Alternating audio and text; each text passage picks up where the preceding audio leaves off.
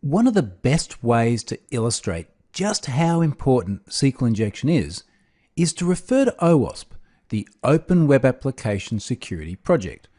And OWASP creates an excellent document which is the 10 most critical web application security risks.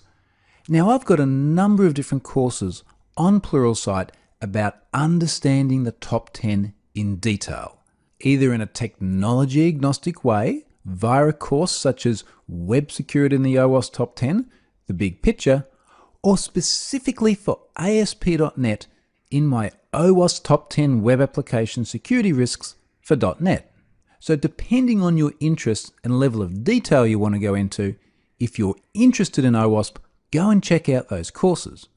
The reason that I want to show it here is because of where SQL injection fits into that top 10. So I'm going to jump down a few pages in this top 10 web application security risks document all the way down to the list of those top 10. And injection is right up the top.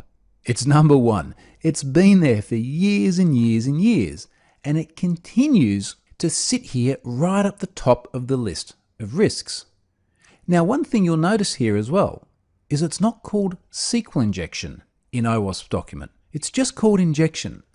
And in fact, you can see a reference here in the description to other injection attacks. So OS injection, LDAP injection. There are different ways of mounting an injection attack depending on the target system. Now, in this course, we're only going to talk about SQL injection. I may sometimes speak a little bit colloquially and say injection, but it's always going to be about exploiting injection risks in relational database management servers using SQL syntax. So specifically to SQL injection, let's go and have a look at why this is still such a big deal. Why does it matter? Why do we still care so much about this risk that's been around for so long? I want to break this down into 4 different categories. And the first one is discoverability. And the thing about injection risks is that they are really, really easy to find. You can easily find injection risks very often by just typing a single character in a URL. You can also very easily find SQL injection risks just via a Google search. That's all it takes. Carefully craft a query to look for a typical vulnerable URL, and it doesn't take very long at all to find lots of sites at risk of injection. So discoverability, easy. Prevalence is the next problem, and it is very, very common. And that goes to the point of just how easy it is to find via a Google search as well. The other thing that supports that prevalence is just how many headlines you see of systems that have been compromised by exploiting a SQL injection risk. And we'll see some of those headlines at the end of this module as well. So SQL injection is everywhere. The next problem is around exploitability. And the problem here is that it's just so easy to exploit a SQL injection risk. Now, the risk itself can actually be a bit complex. The thing that makes it easy is that there are a lot of easily automatable tools out there. And we're going to look at some of those later on in this course as well.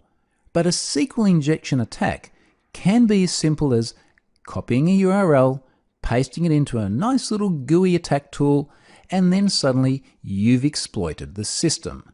It can be that easy.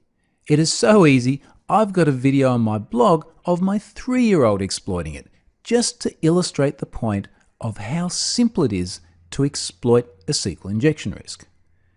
Now, the final problem, and this is the real sting in the tail of SQL injection, is the impact, and it is severe. So when we talk about impact of an injection attack, we're talking about the potential compromise of all the internal data of a system, and we can classify that impact in several different ways. We'll have a look at that in a little bit more detail later on in this module. Suffice to say, a SQL injection attack can leave a system in a real mess. So with that context set, let's move on and start taking a look at how an attack is actually mounted. the actual mechanics of attack. So let's go and check that out right now.